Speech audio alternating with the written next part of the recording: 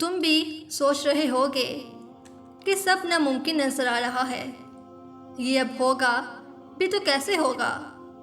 میں آخر ایسا کیا کروں کہ میری دعا قبول ہو جائے؟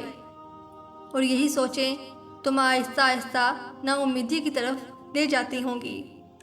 جب تم دعا کرتے ہو رب کے آگے، سجدے بھی کرتے ہو، تو پھر ایسا گمان کیوں کرتے ہو؟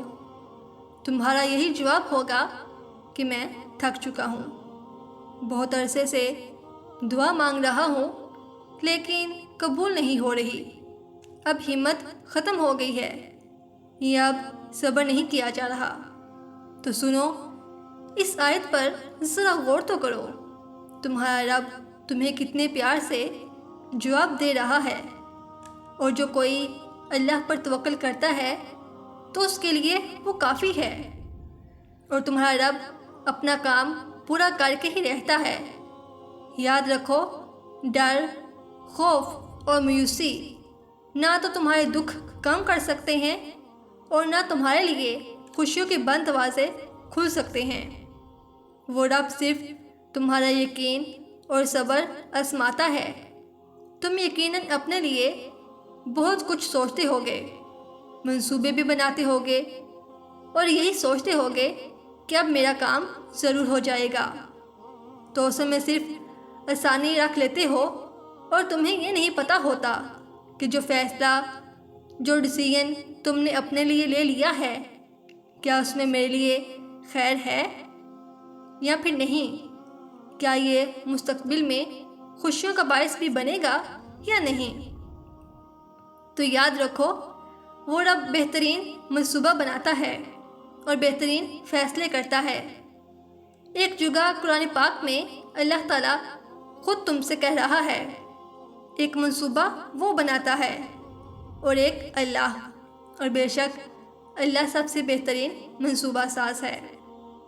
جانتے ہو، اللہ تعالیٰ ایسے انسان کو بہت پسند کرتا ہے جو کسی نقصان یا مصیبت سے ہمت نہیں ہارتا، کسی ناکامی یا کسی شکست سے نہیں ڈرتا، کسی لالچ سے پھسل نہیں جاتا، اور ایسی حالت میں بھی اللہ پر پورا یقین کرنے والا ہو، جبکہ بظاہر اس کی کامیابی کا کوئی امکان نظر نہ آتا ہو۔ یہاں کیا گیا توکل انسان کی پوری زندگی بدل دیتا ہے۔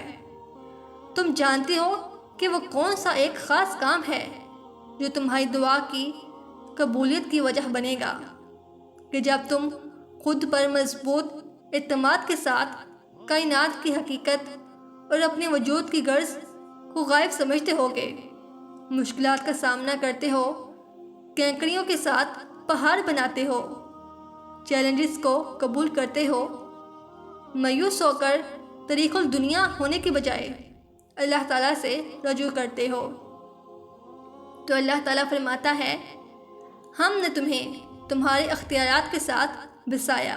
یعنی تمہیں اللہ تعالیٰ یہ تلقین کر رہا ہے کہ تم اپنے جذبات کو کسی نامناسب رخ پر نہ بہنے دو، بلکہ انہیں دعا کے سانچے میں ڈال دو، پھر وہ تمہاری طلب اور تمہاری خواہش سے بڑھ کر نوازتا ہے۔ اللہ تعالیٰ قرآن پاک میں خود تم سے فرما رہا ہے، اور وہ اللہ ہی ہے جو ہواؤں کو اپنی رحمت کے آگے آگے خوشخبری کے لیے بھیجتا ہے۔ یاد رکھو، وہ رب بہت بہترین کرتا ہے، اور وہ اس کے منصوبے کا ایک وقت مقرر ہوتا ہے۔ اللہ نے ہر چیز کے لیے ایک اندازہ مقرر کر رکھا ہے۔ یاد رکھو، ایک انسان رب کے بغیر کچھ بھی نہیں، نہ وہ مستقل طور پر دنیا والوں سے اپنی کوئی خوشی خرید سکتا ہے، اور نہ ہی مستقل راحتیں وہ تمہیں صرف بتانا چاہتا ہے کہ وہ کون ہے جو تمہارے اس بکھرے وجود کو سمیٹ سکے۔ کوئی ہے، اللہ تمہارے دل میں جھانک لیتا ہے، پھر جب وہ تمہارا خالص یقین دیکھ لیتا ہے تو یقین کرو وہ تمہیں خالی ہاتھ نہیں لٹاتا۔ اللہ تعالیٰ فرماتا ہے، یقیناً تمہارا اللہ بہت قریب ہے اور جلد قبول کرنے والا ہے۔ تم وہ خوش نصیب ہو جو اللہ کے در پر آئے ہو، تمہارا تو مایوس ہونا بنتا ہی نہیں، اور اس ذات سے کیا مایوس ہونا جس کی کل سے دنیا ہے، وہ رب جو کبھی پیدا نہیں ہوا بلکہ زندگی اس سے پیدا ہوتی ہے، وہ رب جس کا کوئی اختتام نہیں لیکن دنیا کی ہر چیز کا اختتام ہے، وہ رب جو تمہارے ٹوٹے ہوئے دل کو بڑے قریب سے دیکھتا ہے اور اسے جوڑتا ہے۔ تو یقین کرو اور مطمئن ہو جاؤ، سفر اب ختم ہونے کو ہے، منزل تمہاری قریب ہے اور ان قریب تمہارے لیے کن فیکن کا تحفہ ہوگا۔ آنسو تمہارے خوشی کے ہوں گے، تمہاری زندگی پھر سے مسکرا اٹھے گی انشاءاللہ۔ اگر آپ کو ہماری آج کی ویڈیو اچھی لگی ہو تو کمنٹ سیکشن میں لازمی بتائیے گا اور اس کو صدقہ جاریہ سمجھ کر شیئر ضرور کیجیے گا۔ شکریہ۔